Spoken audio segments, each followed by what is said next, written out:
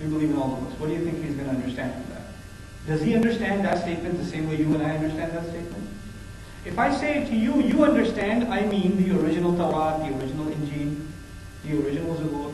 When I tell the Jewish person, I believe in all the books, the Old Testament, New Testament, the works, what's he going to think?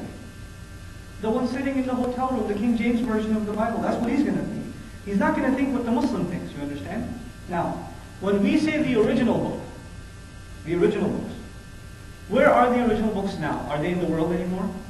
But are they still in existence? Are they still preserved? Are they still intact? Where are they intact? And that is one book in which all the record is kept. All the revelations are stored in one large repository. That's Lawh al-Mahfuz, Kitab al-Maknoon, different terms used in the Quran. Now Allah says to believe in Allah, the last day, and the book. The book. What does that tell you first of all? The original book. There's no, and why does that have to be said here? Who's also listening to the ayat about the change of the qibla? And who's also offended? The Jews. And if you say books, what are they going to think immediately? So our book is still good. We can continue to follow our book. We don't have to take this new one. No, now it's the book. The other meaning of the book is Al-Quran. Why? Because from now on, the previous revelations are essentially mansukh. They're abrogated. The only valid revelation now is the book of Allah Azza wa Jalla, right? The one revealed upon the Messenger of Allah sallallahu alaihi wasallam. Wal kitabi wan nabiyyin. This was part one of being good. Iman. Basically, you could call it Iman. Now, where is Iman? وَلَكِنَّ اللَّهَ حَبَّبَ إِلَيْكُمُ الْإِيمَانَ وَزَيَّنَهُ فِي قُلُوبِكُم. Iman is in the hearts. Iman is in the hearts. Being good is something you do.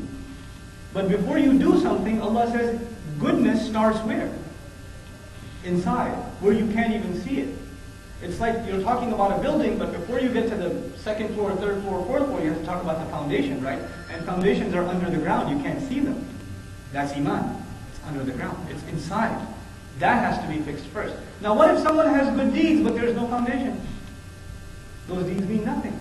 فَجَعَلْنَاهُ هَبَاءً مَنْثُورًا. We turned them into scattered. What time is that shop here, by the way? 9:30. 9:30. Okay, so I'll wrap it up in the next 7-8 minutes, inshallah. Okay. So this is the foundation. Now let's see what happens after this. وَآتَى الْمَالَ عَلَى حُبِّهِ ذَوِي الْقُرْبَى وَالْيَتَامَى وَالْمَسَاكِينِ وَابْنَ السَّبِيلِ وَالسَّائِلِينَ وَفِي الرِّقَابِ. A long list of recipients who you should be giving to. And he gave wealth despite his love of it. عَلَى حُبِّهِ, despite his love of the wealth. Despite it, because Allah already acknowledges when we have money, naturally we love it. We worked hard to get it.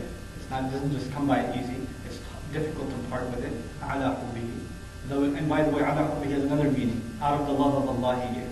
That's another way it's been interpreted by some of us. Anyhow, who does he give this wealth to? ذَوِي الْقُرْبَى, the close relatives. You know, it's easy to get along, you and I, because we don't know each other. It's much harder for you to get along with your first cousin, or your brother, or your aunt. They're much harder to deal with, because they say much nastier things. And they can get away with it because it's all in the family. And you have to hear it too. Who's the first recipient of your wealth? It's your family. Who do you end up in the most fights with? Your family. Who are the hardest? Giving da'wah, for example. Giving da'wah at a masjid, sitting on a chair, mic in your, on your shirt, people are recording it, people are sitting there listening. You think you can do this with your family? Sit down, mom, dad, uncle. Let me give you a 20-minute hafir on that and just, can you do that? No. It doesn't work like that. Family is the hardest to deal with. And the first recipient of our wealth is deserving family. And when you're about to give deserving family, what do your own family members say? What does your own love say? Not him, he yelled at me the other day. Not they. Remember what they did last Eid? Or how they said this about that or the other? And then you recall all those things and you keep yourself from being the people of closeness, close family. They're the first recipients. وَالْيَتَامَى, the orphans. How many orphans do you know in Arlington? Do you even know if there's an orphan in the masjid? That maybe you pass by every day. We don't even know. We believe in all the books. What do you think he's going to understand from that? Does he understand